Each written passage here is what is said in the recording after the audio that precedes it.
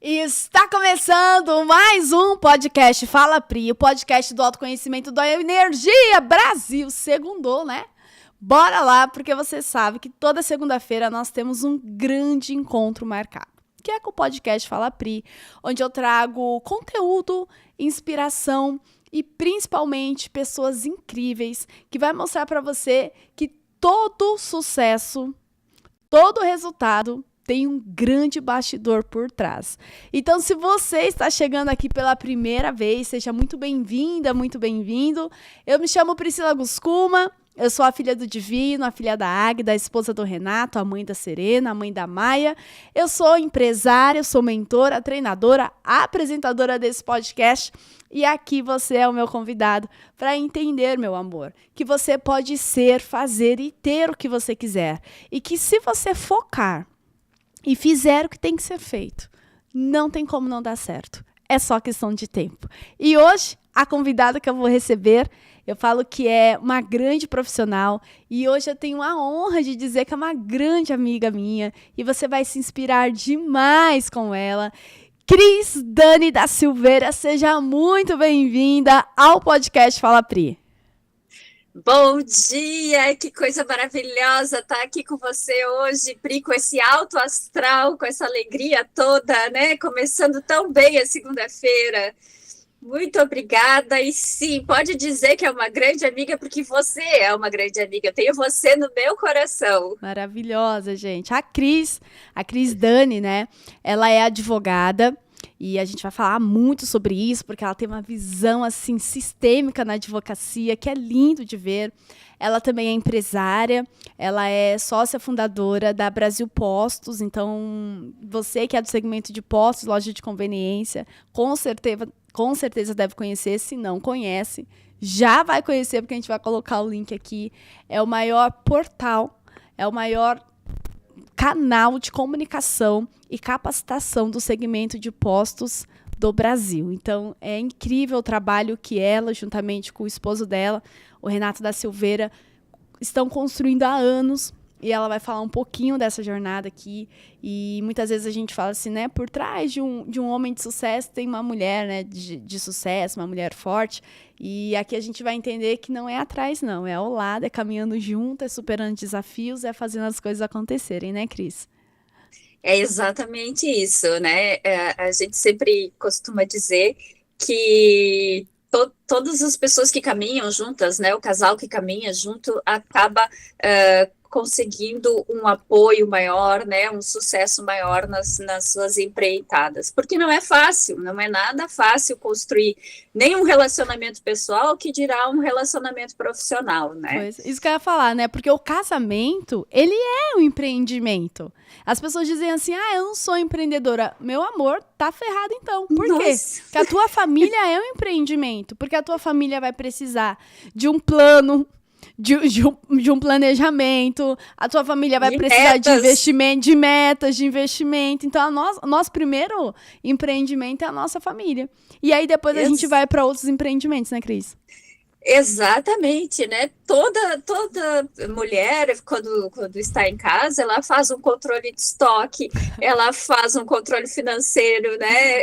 Tem as faturas a pagar, as faturas a receber. Então, quem diz que não controla nada do financeiro, que não entende de logística, olha o trajeto que tem que ser feito todos os dias. Leva filho na escola, busca filho na escola, passa no supermercado, vai para o trabalho, trabalha, tem os compromissos todos, né? Vem para cá, grava um podcast.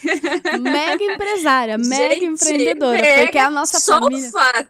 Só o fato de ser mulher e ter uma família já é uma mega empresária. Já é, né? Então, abre o radar aí, mulheres. Vocês que acham que, eu não consigo abrir meu negócio, eu não dou conta de abrir uma empresa. Você já tem uma empresa aberta aí que é chamada família.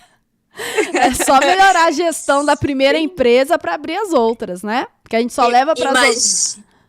Imagina a gestão de pessoas dentro da família, né, Pri? Tem principalmente tudo.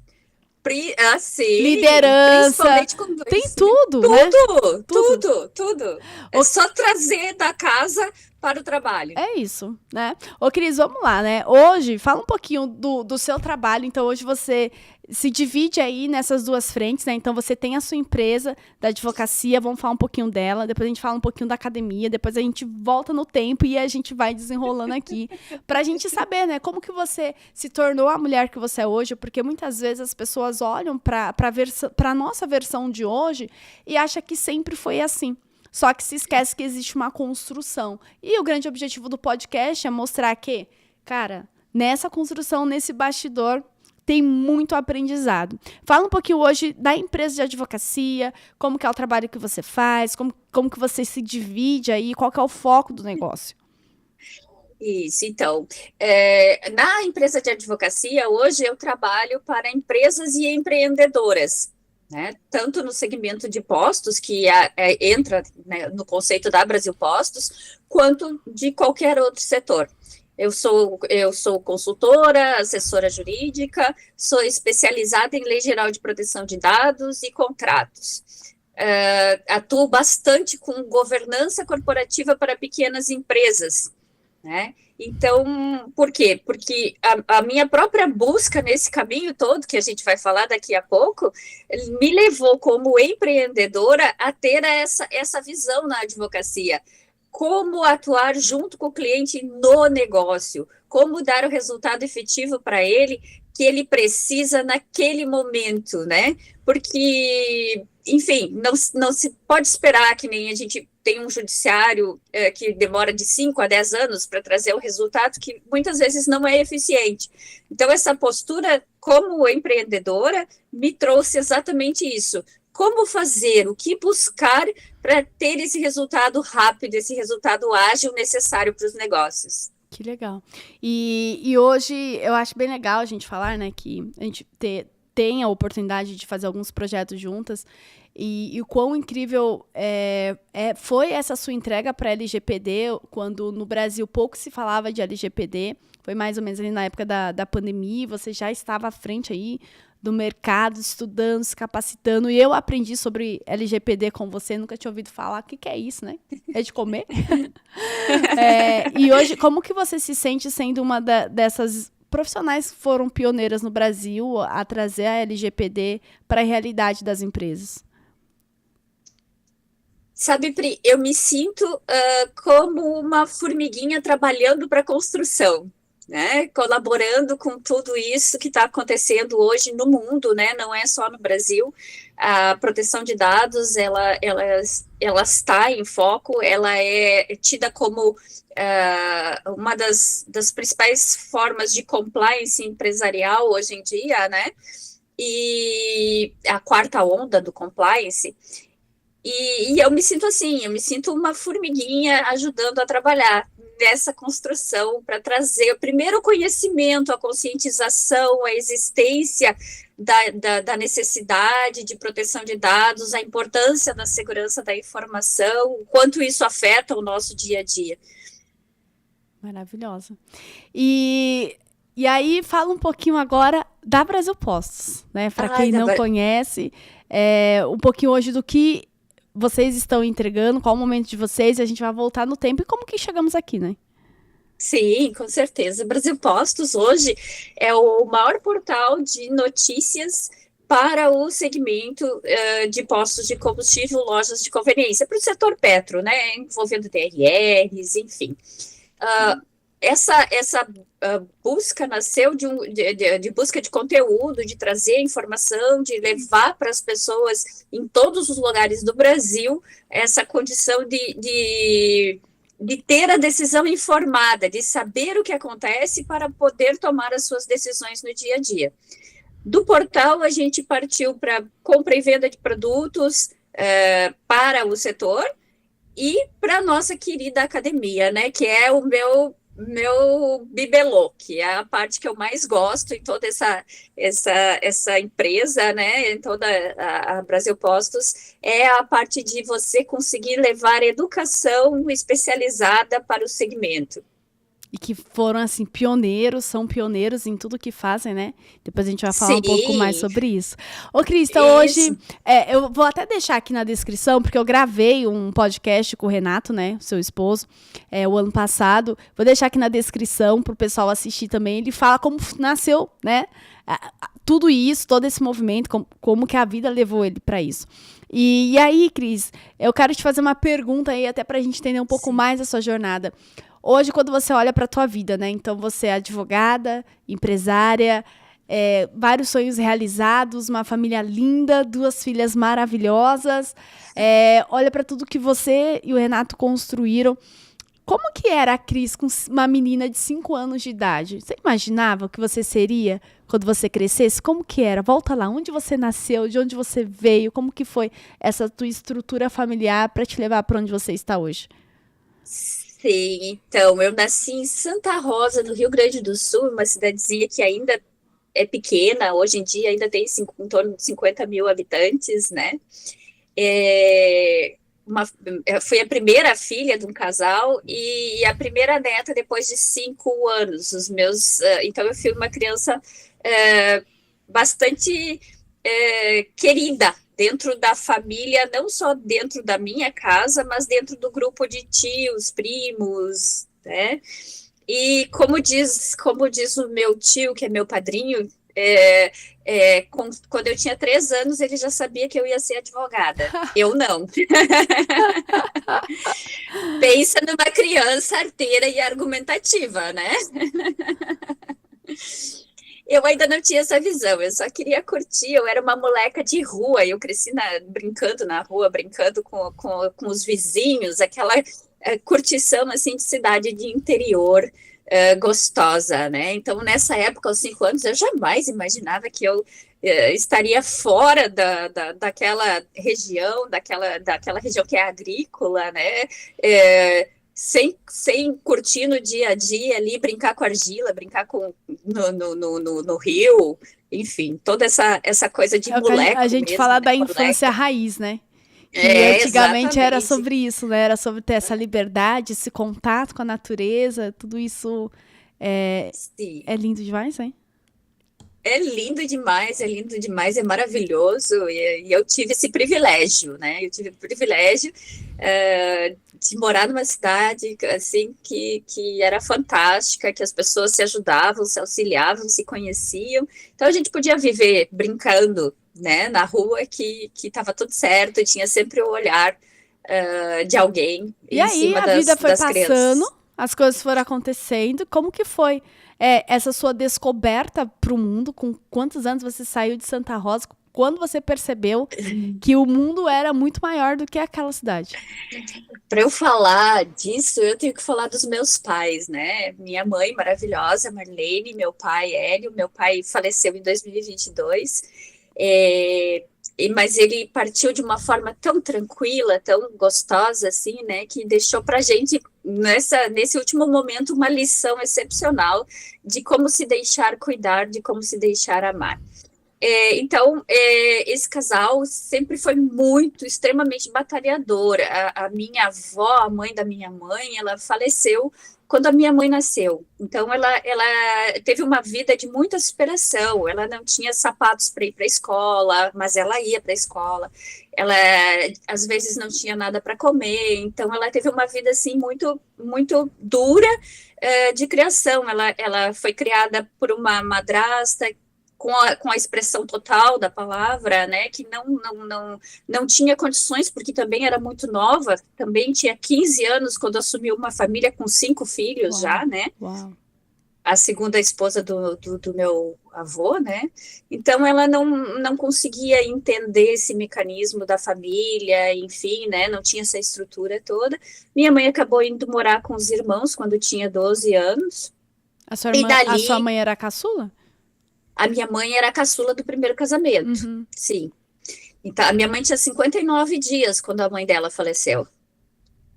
E então a minha mãe sempre foi uma pessoa muito forte, muito batalhadora, e ela se formou em 2 faculdades, ela fez pós-graduação, ela se aposentou como advogada do Banco do Brasil. Então, assim, né, de uma situação de não ter sapatos para ir para a escola, a uma pessoa que buscou o seu caminho. Então, eu já tinha em casa um exemplo, assim, de superação e de uma mulher que dizia o tempo inteiro, né? Você pode, você é capaz, você pode ir à luta e fazer acontecer, né? E o meu pai, uma pessoa que gostava da casa, da família, de mexer com os alimentos, né? De produzir os seus próprios alimentos, que estava sempre apoiando esse mulherão que era minha mãe, né? Que difícil na época você ter um marido que apoiava essa mulher que viajava, que ia à luta, que ia para fora estudar, né? Então, assim, eu vim dessa família. Então, desde cedo, eu sempre busquei também esse Cris, caminho. você falando, né, dessa jornada dos seus pais, eu me lembrei de uma frase da Camila Silveira que eu recebi em um dos episódios do podcast, e ela também comentou muito sobre isso, sabe? E uma frase que ficou muito, muito clara, assim, pra mim, foi uma que ela trouxe, que ela disse assim: o homem, quando ele vai viajar, ele sai de casa para trabalhar, ele tá indo lutar pela família. A mulher, quando ela sai de casa para viajar, para trabalhar, ela tá abandonando a família. E o quanto isso ainda, nesse tempo, já é pesado, né? Imagine na época da sua mãe, né? Nossa, muito, né? Muito. Ela passou por essa dificuldade. E assim, e os filhos, eles se sentem assim também. Mas não só pela mãe, pelo pai também. Tanto quanto o pai sai, quanto a mãe sai, a gente sente falta, né? Criança sente falta do pai e da mãe presentes, né? É necessário. Então, esse trabalho com a criança também é muito importante para explicar para ela por que você está saindo, aonde você está indo, e que você vai voltar, que você não está deixando ela para trás, abandonada, né? Então, isso é muito, muito importante também, mas isso daria um outro podcast totalmente específico. Mas, assim, então, desde cedo, eu sempre busquei essa coisa do trabalhar, do me integrar, de fazer algo útil, né? Com 13 anos e 9 meses, eu me inscrevi numa seleção, na época de menor aprendiz de serviços gerais do Banco do Brasil, e eu passei, foi um concurso que eles fizeram. Ainda na sua cidade? Era na sua cidade? Não era na minha cidade, era na cidade vizinha, ficava a 60 quilômetros da minha. Então, imagina uma criança de 13 anos, né, e 9 meses, foi em busca de um trabalho numa cidade vizinha, né? Como isso é possível? Onde já se viu uma coisa dessas? Gente, eram outros tempos. E eu comecei a trabalhar no banco com essa idade, né? Na época, o menor aprendiz, a idade mínima para ser registrado era essa, 13 anos e 9 meses. E eu comecei a fazer uma jornada de todos os dias. Estudar pela manhã, almoçar, ir para a cidade vizinha, trabalhar e retornar, chegar em casa, estudar, jantar, para ter o outro dia de trabalho, enfim, né? Estudo e trabalho. Então, o meu ensino médio, na época, 2º grau, foi todo assim, trabalhando à tarde, estudando de manhã. E sim, tinha dias que eu dormia em sala de aula e os professores, eles não me acordavam, porque eles sabiam que eu tinha uma jornada de trabalho junto. Porque faz parte, gente, ninguém dá conta de tudo, né? Ninguém dá conta de tudo. E pode ter certeza que as minhas notas no ensino médio não foram, assim, maravilhosas.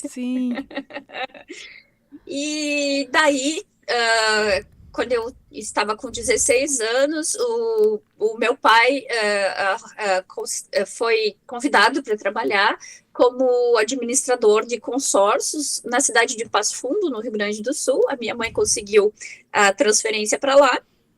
Então, a família se mudou, né? Mudou de cidade. Nessa época, eu preciso dizer que com 5 anos eu comecei o ensino fundamental, tá, gente? Eu fui uma criança precoce, sim, o que o meu tio dizia de mim, que aos 3 anos ele já sabia que eu ia ser advogada, resultou no desenvolvimento da minha leitura, da minha fala, né? Então, eu antecipei toda essa parte da educação. E aos 16 anos eu tinha terminado o ensino médio e eu passei no vestibular para direito, né? Uau, com 16? Com 16 anos. Caraca, com 16 que anos. legal. Uhum. E entrei na faculdade. Agora eu era uma criança, né? Uma criança de 16 anos entrando numa faculdade de direito, escolhendo o seu futuro. Uhum. E comecei a estudar, comecei a fazer a faculdade. Foi um ano extremamente difícil, eu chorava todos os dias. Imagina, é muita pressão, né? E não só por isso, porque eu mudei de cidade. Você Tudo imagina novo. uma adolescente de 16 anos, em pleno auge, né, daquela coisa de construir amizades, de começar a sair, de começar a ter os seus relacionamentos, ir para uma cidade totalmente diferente, e dentro de uma faculdade, dentro de uma universidade. Porque né? para estudar, você ainda não morava com seus pais, foi para outra cidade. Não, eu acabei morando com os meus pais, tá? Porque eles se mudaram e eu passei na faculdade de Passo Fundo, eu passei na Federal de Santa Maria na época. Tá. E aí, assim, a minha mãe, eu passei em segunda chamada em Santa Maria, na Federal. E na época, a universidade ligava para casa das pessoas para avisar, né? Não tinha e-mail, não tinha nada disso. E a minha mãe recebeu a ligação e não me avisou, não me falou que eu tinha passado em Santa Maria, porque ela não queria que eu saísse mais de casa. Ela me achava muito nova para sair de casa. Mas 100%, isso as mães têm muito disso, né? Nós somos mães, sabe? Se a gente pudesse colocar o filho dentro de uma bolha, né? Mas então, colocava. Hoje eu entendo, sabe? Hoje eu olho para as minhas filhas e realmente eu penso, nossa, realmente, um adolescente de 16 anos morando numa cidade estranha, sozinho, é uma coisa difícil para um pai e mãe. E como eu passei lá também, né? Eu fiquei trabalhando no Banco do Brasil ainda na época, que eu consegui minha transferência e estudando à noite na faculdade de Direito. Até que veio o Collor como presidente do Brasil. Quando ele entrou como presidente, uma das primeiras medidas dele foi baixar um decreto demitindo os menores estagiários. Então, eu recebi, até hoje, eu lembro da cartinha, né, do decreto presidencial, dizendo que os menores auxiliares de serviços gerais nascidos até 31 de julho de 1973 estavam automaticamente desligados de suas funções. Uau, foi minha primeira demissão. Que choque. Foi, assim, uma coisa que eu não imaginava. E dessa forma, assim, né? Como assim? O que é desligado de sua função? Fui demitida pelo presidente do Brasil. Fui demitida. Ele acabou com o meu trabalho na época. Ok, tudo bem, vamos em frente, né? Então, com dinheirinho na poupança, que eu guardei durante todos os 3 anos anteriores, né?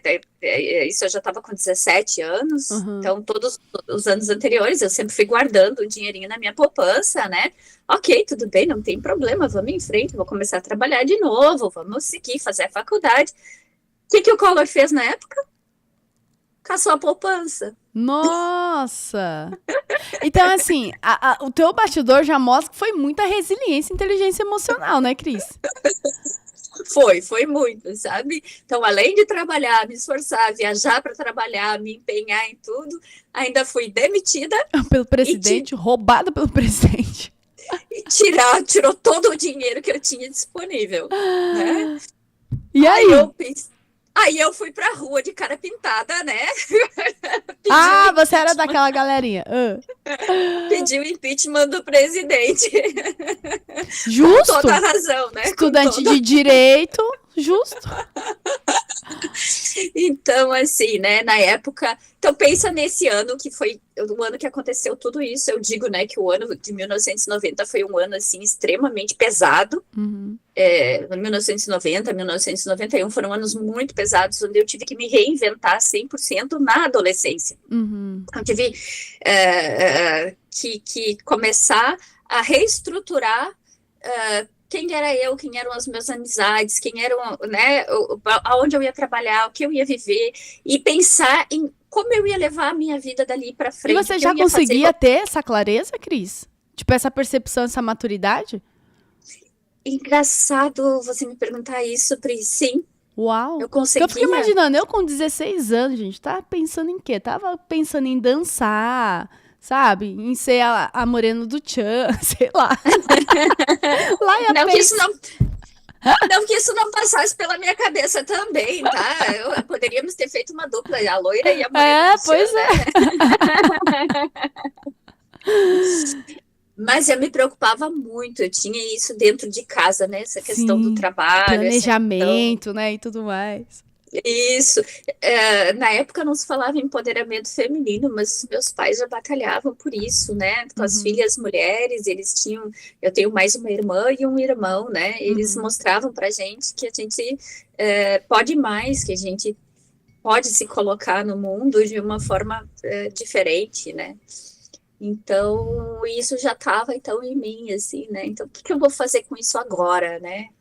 Uau, vou Uhum, antecipei a minha faculdade, estudei mais, uhum. fui Nessa época, a sua recebendo, mãe já era advogada?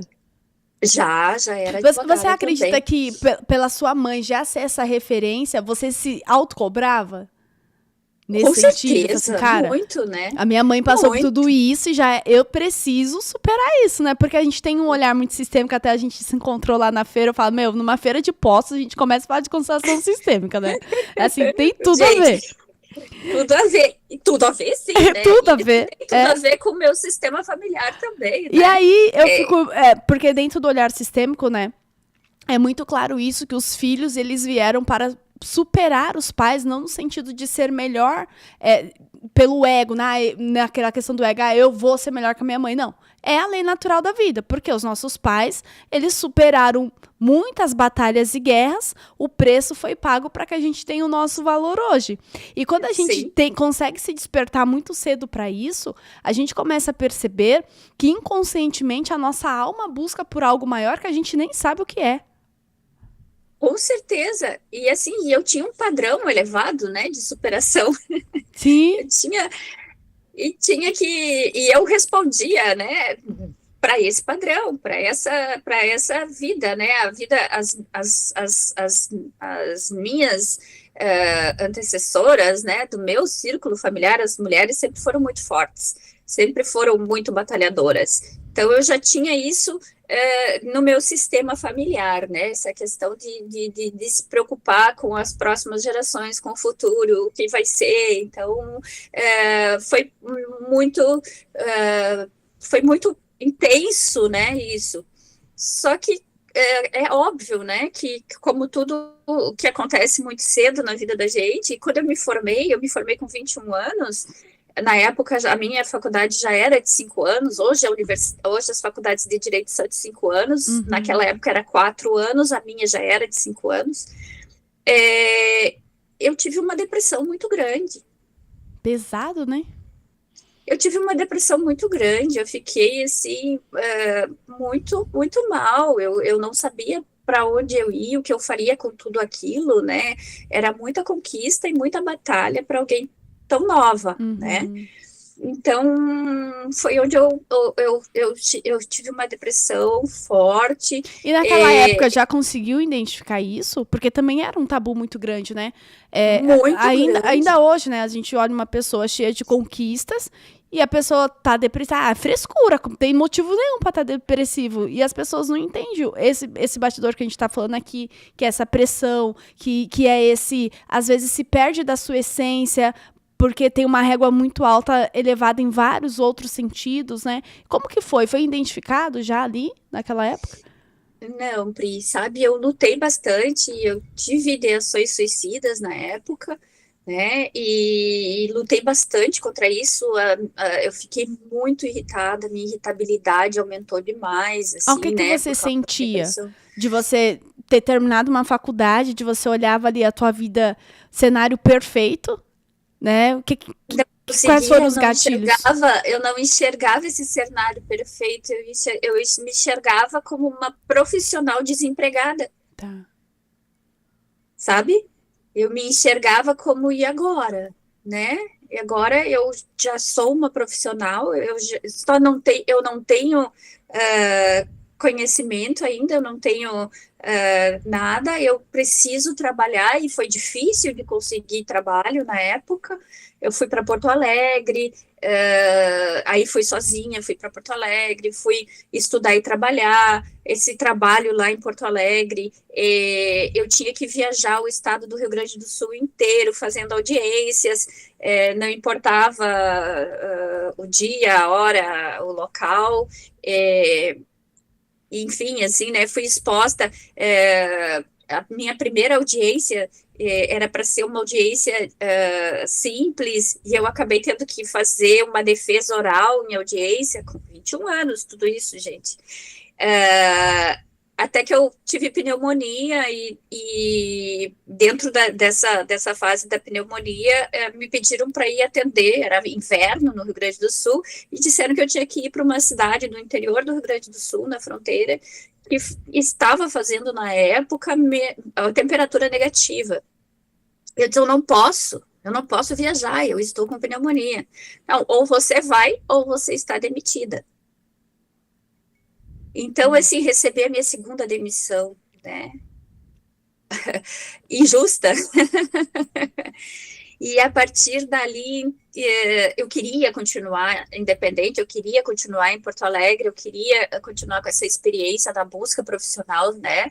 Sozinha, independente da minha casa familiar. E eu comecei a procurar trabalho. E eu me lembro que um dia eu fui para uma entrevista de emprego, e eu tinha uma passagem de ônibus comigo. Eu só tinha passagem de ônibus para ir para o lugar. Eu não tinha passagem de ônibus para voltar para o lugar. E eu tinha que ir de terno, sapato de salto, né? Bem arrumada, porque afinal de contas era uma entrevista para uma advogada. Eu fiz a entrevista e tudo, e eu voltei a pé. Eu voltei a pé, vários e vários quilômetros a pé para casa. E de sapato de salto, e aquele sapato me fez bolha no caminho. No caminho a bolha estourou. Nossa. Fez uma bolha dentro da bolha. E quando eu cheguei em casa, eu estava sem dinheiro. Estava sem dinheiro para comprar comida. E aí eu pensei, não, mas eu preciso almoçar. O mínimo que eu preciso agora é almoçar, depois de tudo isso, né? E aí, do lado do meu apartamento, tinha um mini mercado, né? E eu cheguei lá pro dono do mini mercado e disse para ele, olha, eu moro aqui do lado, o senhor me conhece, eu estou aqui seguido. Sim, eu te conheço, mas fala o que né? Eu queria levar um miojo fiado, para eu almoçar agora, que eu estou sem comida em casa, e eu pago, assim que eu conseguir dinheiro, eu vou pagar para o senhor. Ele olhou para mim e disse assim, não, você vai levar não só esse miojo, mas você pode levar fruta, verdura, escolhe o que você quiser, eu te conheço, eu sei, e você me paga depois. Até me emociono hoje ainda, Cris, né? eu tô emocionada aqui, sabe por quê? Você contando a história, eu vi isso nitidamente, e aí vem muito forte no meu coração que Deus nunca desampara, Cris, sabe? É aquela passagem da Bíblia que fala da providência, sabe? É o maná que sempre vem, e é a disposição que a gente tem que ter de acreditar. E por que o maná acontece? Por que a providência vem? Porque teve um movimento. Mas se você ficar sentada dentro do apartamento, chorando, se lamentando, olhando para a bolha do pé e falando, não tenho, não ia ter. Mas quando você se coloca em movimento, as coisas acontecem. Pede, né? Pede em oração, mas age. Age, é um movimento. Busca. Então aí ali eu acabei ficando depressiva mesmo, né? Não tinha como não ficar. Acabei voltando para casa dos meus pais no interior. E aí, quando eu me vi muito mal, eu mesma fui procurar ajuda. Sim, no meio da depressão, eu consegui me dar conta que eu estava deprimida. Uau. E eu mesma fui buscar um psiquiatra. E aí você tinha o quê? Uns 22 anos, mais ou menos? 22 anos de idade, eu mesma fui atrás e disse, não posso, isso aqui eu não posso. porque né, a presença de Deus é sempre muito, Deus sempre muito presente, né? Eu jamais iria atentar contra mim mesma, assim, né? Mas essa ideia vinha na minha cabeça. Então eu disse, não, isso não tá certo e eu tô precisando de uma ajuda psiquiátrica, eu tô precisando, né? Eu não consigo vencer isso sozinho. E aí eu fui e foi maravilhoso, assim, retomar, né, todo uma reestrutura emocional a partir desse momento, né? E aí, o que você acredita hoje, né, com a maturidade que você tem? O que mais te levou a essa questão da depressão? Foi a questão da frustração profissional, expectativa e realidade não alcançada? O que pegou? Expectativa e realidade, sabe? Eu sempre conseguia as coisas que eu queria, né? Sempre ia atrás, batalhava e conseguia as coisas que eu queria. Quando eu me vi nesse início da vida adulta, eu não tinha mais essa resposta eficiente, né? Por mais que eu movimentasse, por mais que eu fosse atrás, a minha resposta já era do mundo adulto, já não era mais do mundo adolescente, né? As coisas já não eram mais tão simples assim. E então, sim, sabe? Foi isso, foi um choque da vida adulta. Né? Foi as dificuldades do dia a dia, que todo mundo enfrenta dificuldades no dia a dia, gente. Todo mundo passa por dificuldades das mais diversas, né? E às vezes a gente se vê sozinho. Sim. Não que eu estivesse sozinha, mas a gente se vê sozinho, a gente não consegue verbalizar isso. Sim. Né? Até porque as pessoas que estão no nosso ambiente, elas não conseguem entender. Porque, para de frescura, tá reclamando do quê? Olha, aí começa a fazer uma comparação com quem tá pior, no sentido, assim, né, de resultado palpável, mas as pessoas se esquecem que não é apenas só sobre resultados, é sobre muito mais coisas, e aí quando você começa, né, Cris, na maturidade que você tem hoje, entender histórico familiar, sistema familiar, lealdade oculta, aí você começa a ver o quanto, na verdade, todos esses caminhos que são os emaranhados, as dores, nem começou com a gente. Não. Não, começou muito antes, né? Começou muito antes, isso foi só um reflexo daquilo. Para o sistema pedindo para olhar. E aí isso. E aí você foi lá, buscou o tratamento e foi para a vida. Como que foi esse processo? E fui para a vida, comecei a trabalhar de novo, comecei a viajar para uma cidade do lado da cidade dos meus pais para trabalhar. Então eu sempre fui buscando assim, né? Se não tinha trabalho na minha cidade, eu buscava na cidade vizinha, gente, né? As coisas têm que continuar, bora, né? Bora para a vida que ela precisa seguir. Vamos erguer a cabeça e buscar. Então, comecei a trabalhar numa cooperativa, de advogada de uma cooperativa. E, na época, essa cooperativa estava em recuperação.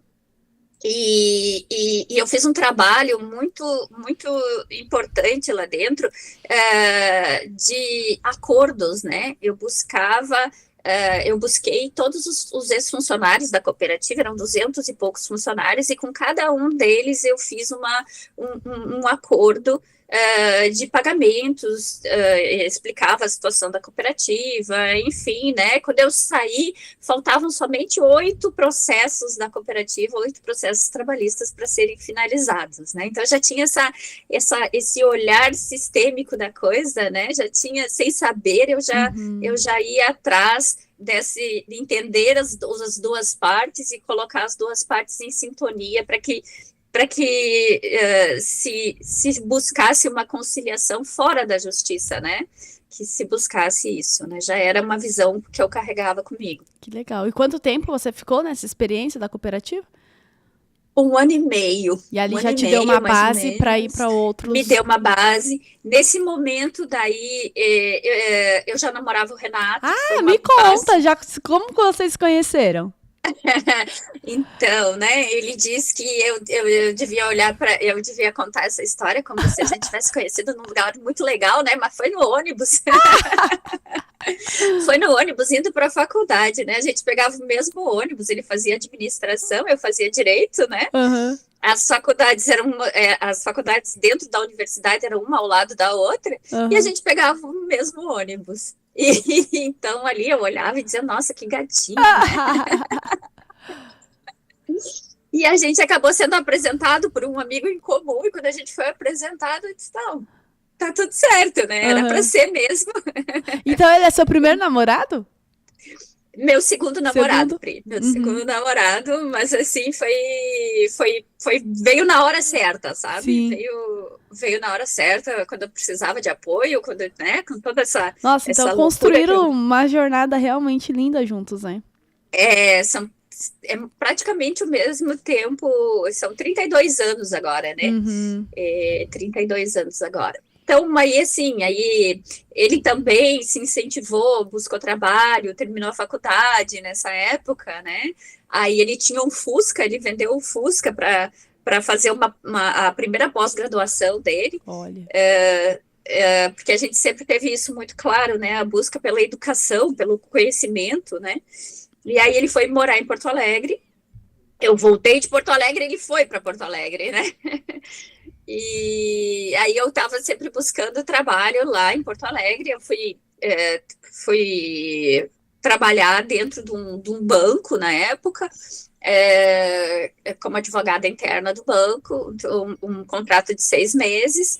Nesses 6 meses, fui morar com o Renato, a gente foi morar junto, né? E aí, dali, ele foi transferido, ele virou, na época ele trabalhava nas lojas Renner e ele virou gerente de expansão.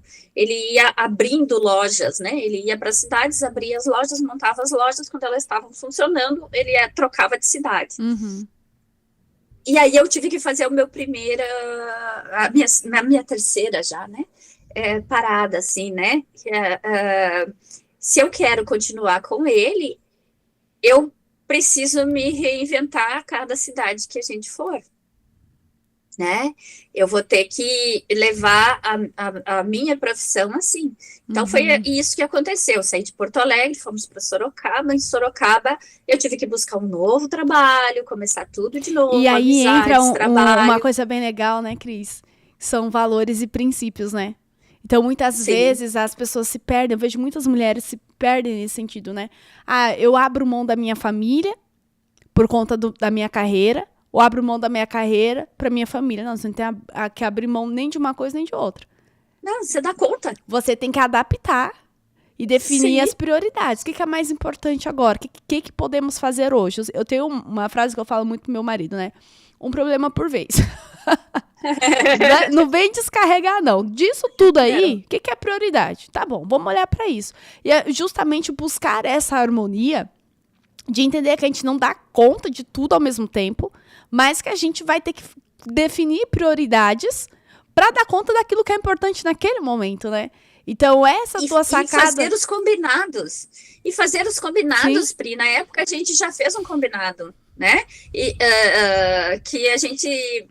As duas rendas eram importantes, mas enquanto uma tivesse maior que a outra, né? A gente seguiria aquela que tivesse maior, independente Uhum. se fosse a minha ou a dele, né? Uhum. E na época a renda dele era maior, a gente precisava dela, né?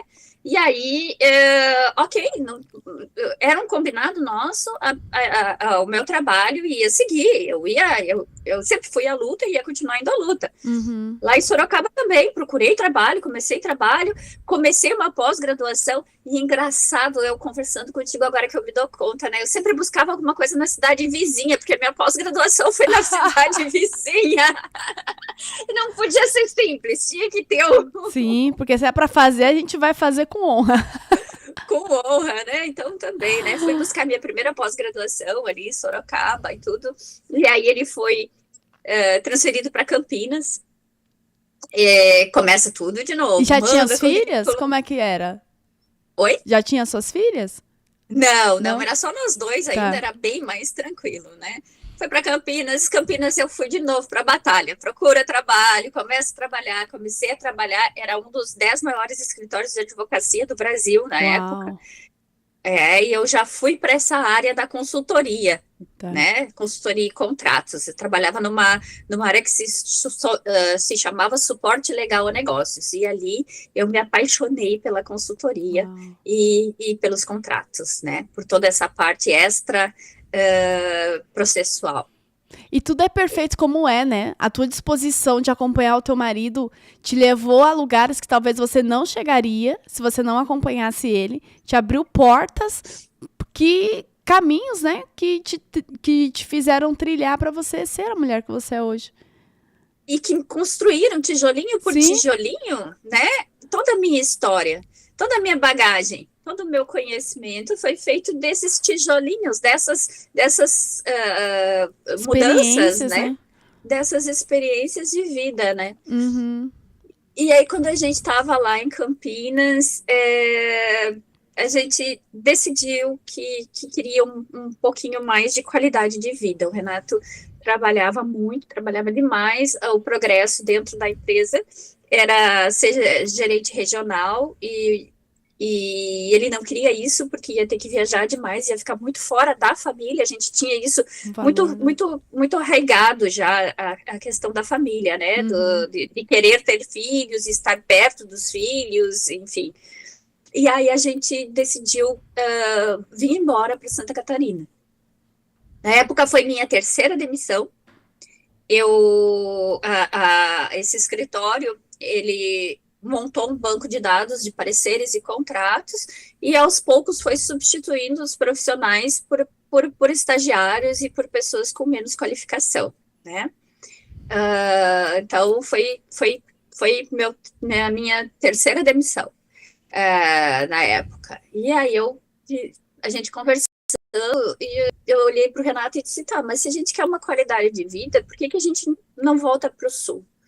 Né? Por que a gente não volta para Santa Catarina, não para o Rio Grande do Sul, né? Uhum. E ali a gente fez um novo combinado de que eu ia mandar currículos para cá e a primeira cidade que chamasse, Uau. a gente... Até me arrepia. É muito louco isso, né? A primeira cidade que chamasse, a gente ia se mudar. Mas vocês conheciam alguém aí em Santa Catarina? Em Joinville? É? Não. Na época, a mãe dele e a minha mãe estavam se mudando para Balneário Camboriú, né? A gente passava férias em Santa Catarina, mas nunca, assim, não conhecíamos ninguém, assim, para vir morar para cá, mas a gente era, cara, tem tudo mesmo, sabe? Vamos em busca. E viemos, né? Viemos para Joinville. E aí, porque foi aqui também, né? Mandei currículo e eu fui chamada logo num escritório aqui, que eu agradeço muito.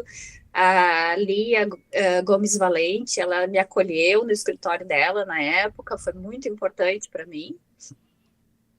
E assim eu viemos para cá, viemos para o Sul e construímos. O Renato veio para cá, pediu demissão também e começou trabalhando numa empresa, depois montou um negócio, e aí é um podcast, assistam lá o podcast do Renato. Ele conta a história. Conta toda a jornada. Ele conta a parte dele, né? A minha parte. E aí eu continuei buscando coisas melhores, né? Sempre em frente, né? Fiz diversos cursos de especialização, fiz muito, nunca parei de estudar. Até hoje, né, Cris? Vira e mexe, tá numa formação, hoje, fazendo alguma coisa. Sempre, né? Acho que o conhecimento, aquela frase, né, de que o conhecimento é a única coisa que ninguém tira de você, né? E vale o investimento. E assim eu fiz, trabalhei durante 10 anos dentro de um grande escritório aqui, que hoje é um dos maiores escritórios de cobrança do país. Fui gerente dentro desse escritório, de uma área também de suporte, enfim, de contratos, enfim, né? Até que eu saí para ir para Brasil Postos. Uau. E nisso já tinha os filhos? Já tinha. Tá. Camila, a Bruna nasceram aqui, né, aqui em Joinville, e fantástico, né, uma cidade onde elas também puderam ter uma proximidade maior com as pessoas, com os amigos, com uma experiência melhor desse dia a dia da infância saudável, né. E aí chegou Brasil Postos, chegou tudo isso. Já chegou a Brasil Postos, e daí fomos para Brasil Postos encarar, né? O Renato disse, eu preciso de ti, eu preciso dessa tua pegada, né, teu foco dentro da Brasil Postos. Traz isso para a empresa, né? E daí, tá bom, então vamos enfrentar mais essa batalha, vamos ver o que vai dar daí, né? Primeira vez trabalhando juntos. Não é fácil. Lógico que não é fácil. E aí, né, Cris? A Brasil Postos tá com quantos anos hoje? 12 anos. 12 anos, né? Então, nesses 12 anos, então, assim, vocês sempre foram pioneiros em tudo, né? Então, vocês abriram um portal de notícias que era isento de qualquer direcionamento, né? Então, era a neutralidade e a realidade para quem é do segmento petro, né? Então, não tinha interesses, ou seja, de distribuidoras, de sindicatos, não, era a notícia que o revendedor precisa ter sobre aumento, sobre legislação, sobre como é a vida real do dia a dia do segmento de postos. E aí vocês chegam com essa inovação, e o que incomodou muita gente, né? Incomoda até hoje, né?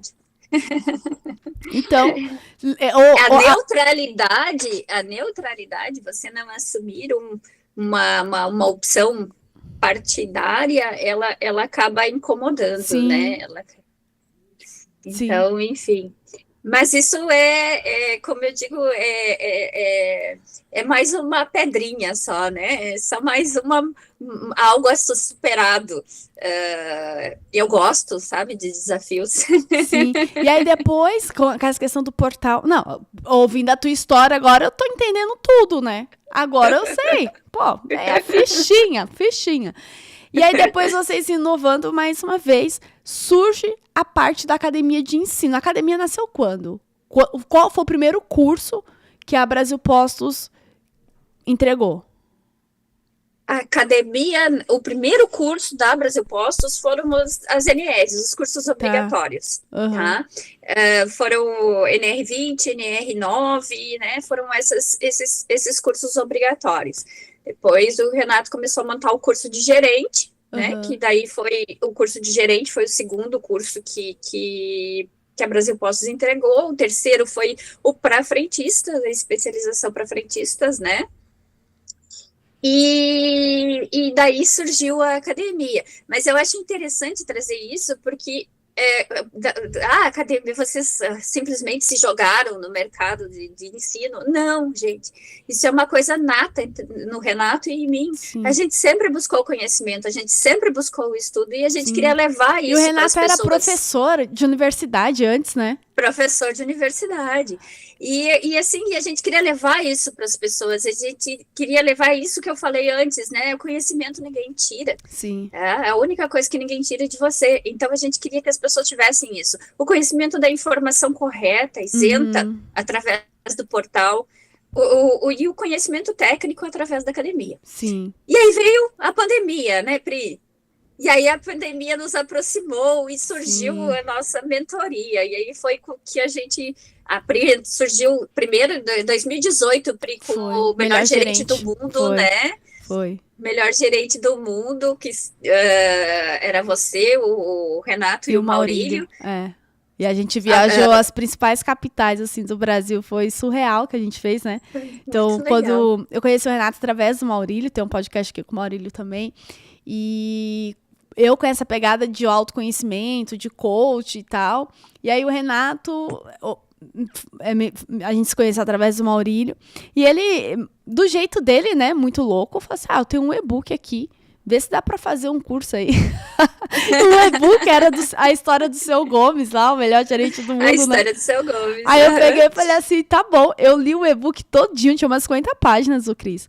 Aí no outro dia eu entreguei o treinamento para ele, o melhor gerente do mundo, treinamento de um dia, dividido em 3 pilares, pessoas, processos e vendas. Falei, tá aqui. E aí ele falou assim, tá bom, agora vamos fazer. Eu tenho um contato aqui de algumas revendedoras, oferece para eles. E eu lembro, ô Cris, que era 2018 ainda, né? Eu fiz a reunião com algumas vendedoras e uma delas foi a Regina da Pichilau. E aí eu mandei assim, tipo, era 23 de dezembro, 22 de dezembro. Eu falei, tá bom, vou fazer. E eu sempre fui dessa, tá bom, vamos fazer. E eu mandei e ela me respondeu. E ela falou assim, tá bom, a gente consegue fazer uma reunião amanhã? E era 24 de dezembro, véspera de Natal. A gente tava fazendo a reunião, porque em janeiro de 2019 ia acontecer o primeiro melhor gerente do mundo em Pernambuco. Então, assim, imagine, gente, eu nem conheci o Renato direito, só conheci o Maurílio. Fiz uma reunião, a mulher comprou. E assim, já conhecia muito o Renato com toda a autoridade, ela era muito fã já do Renato. E aí a gente entendeu a necessidade dela, eu com toda essa minha pegada de metodologia, de treinamento, não, vai fazer um evento incrível, e fomos lá, fizemos um evento incrível, mas é muito dessa questão da disposição, né? Imagine, eu vou para um outro estado, conecto com pessoas que eu nunca vi antes, a gente faz um grande evento. É muito dessa questão que eu falo, né? Que Deus não une pessoas, ele une propósitos, né? Uhum. E dali nasceu uma grande parceria. E fizemos aí muitos outros eventos presenciais do Melhor Gerente do Mundo. Eu lembro que a primeira vez que eu tive contato com a Cris foi quando a gente foi fazer o Melhor Gerente do Mundo, Cris. Não sei se você vai se lembrar disso, no Espírito Santo. E você estava cuidando das reservas do hotel e você me chamou para pegar os meus dados lá, para comprar passagem e tudo mais. E foi a primeira vez, assim, que a gente falou pelo WhatsApp, eu acho. E aí e depois foi na pandemia que realmente eu fui conhecer, né? Quem é a Cris Dani ali, a sócia do Renato, a mulher que está ali por trás do administrativo, do financeiro, dessa parte mais administrativa do negócio. E foi lindo o que a gente fez com o segmento durante a pandemia. Eu lembro que eu tive que praticamente sair do presencial e vir para o digital. E ali eu já tinha um programa de mentoria. E eu conversando com o Renato, eu tenho um programa já de mentoria que eu fazia presencial, eu modelei ele para fazer online. E ele falou, dá para fazer aqui? E a gente lançou, né, Cris? Eu tenho muito orgulho de dizer o quão vocês são abertos a serem os pioneiros e o quanto a gente se conectou para fazer isso.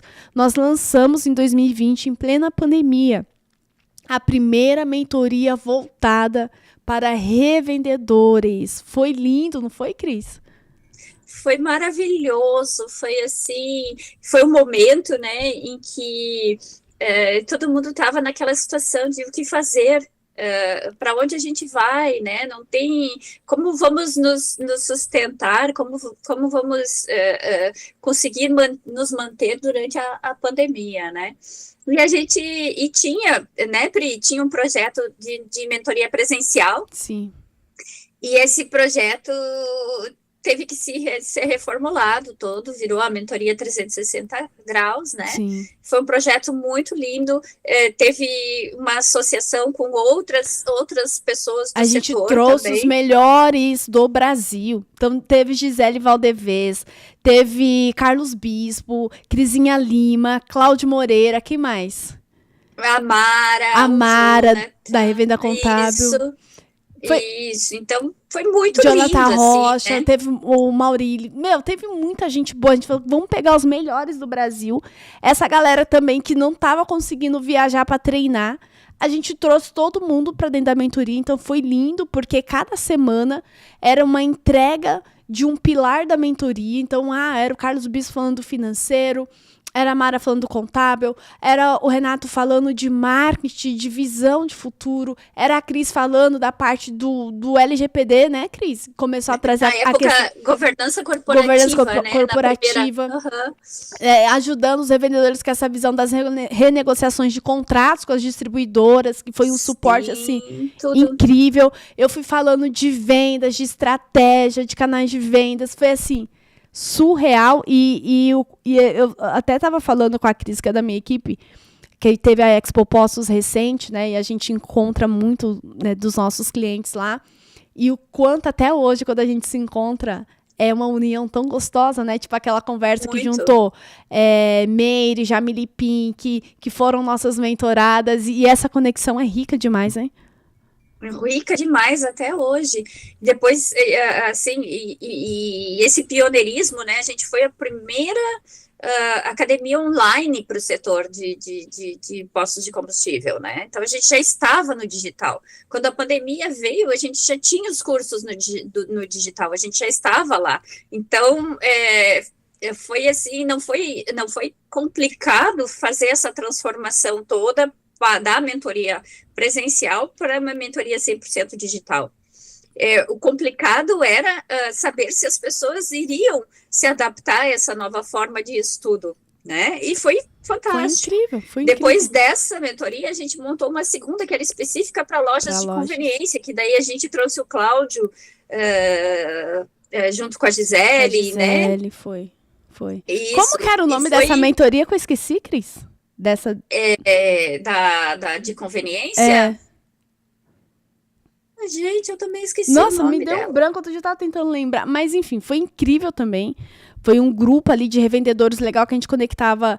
Eu acho que um dos grandes paradigmas que nós quebramos com os programas de mentoria em grupo foi essa questão que os revendedores não se ajudam, não se trocam. Muito pelo contrário, a mentoria tinha hora para acabar 9 horas e ficava até 10 e meia eles trocando. Olha, eu tô fazendo isso aqui, tá dando certo. Ó, olha para isso aqui, ó, vamos fazer uma parceria com isso aqui. E se juntando, se unindo. Cara, isso foi assim... magnífico. Então, a gente fez a mentoria 2000... Acho que a última turma foi 2021, né, Cris? Ou 2, por aí? Foi 2021, a última turma. Mudança em Ação. Mudança em Ação, justamente. Mudança em Ação. Foi. E deixa eu te falar uma coisa sobre essa mentoria, né? Que eu me lembro... tá ouvindo, Cris? Tô te ouvindo. É que deu um tiquinho aqui no microfone. Eu me lembro que quando... Você e o Renato, eu falo, vocês são muito doidos, né? Você chegava assim, Pri, a gente quer montar essa mentoria aqui, monta a parte pedagógica do negócio aí, e o que a gente vai fazer? E eu falei, tá bom. E aí veio essa demanda da mentoria, e eu falei assim, tá, primeira sessão, vamos falar de estratégia, segunda sessão a gente vai falar de pessoas, e aí a gente foi estruturando toda a parte pedagógica. E eu me lembro, Cris, que eu entreguei, né, para vocês toda a metodologia, e vocês falaram assim, só que a gente quer você também sendo uma mentora. Eu falei, eu? Como assim? eu entreguei a metodologia. Não, você. E aí, a primeira sessão, me lembro dessa mudança em ação, foi a estratégica, né? Então, eu trouxe todo o meu know-how do varejo para o segmento de lojas de conveniência. Eu ensinei. Eu falo que eu fui a primeira pessoa que trouxe isso para a loja de conveniência. Hoje, todo mundo está falando disso. Inclusive, teve algumas falas disso lá no fórum da Expo Postos esse ano, que foi fazer o revendedor olhar a metragem quadrada do negócio dele. E eu me lembro que eu apresentei uma plantinha, uma planta de loja, e as áreas mais quentes da loja, para fazer eles terem essa visão por metro quadrado. Entreguei uma planilha lá para eles preencherem para ver quanto que está o faturamento, despesa e lucro por metro quadrado. E aí, beleza, entreguei, e isso assim foi muito disruptivo, né? Ter essa visão de, poxa, uma loja que fatura menos de R$1.000 por metro quadrado, uma loja que está dando prejuízo. E aí, na Expo Postos, na minha palestra, tinha lá um mentorado do Mudança em Ação, acredita? Ele estava com a esposa dele. Eu fiz depois da Expo Postos, eu fiz uma sessão estratégica com ela. E aí ela falou assim, o meu marido falou assim, nossa, a mentora lá da Brasil Postos vai estar lá, vamos assistir a palestra dela.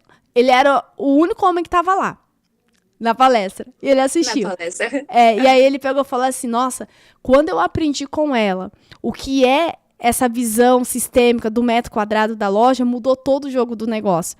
Então, a gente não tem noção, Cris, do impacto que a gente causou nesses postos, nessas lojas de conveniência, apenas em ter a disposição do servir, né?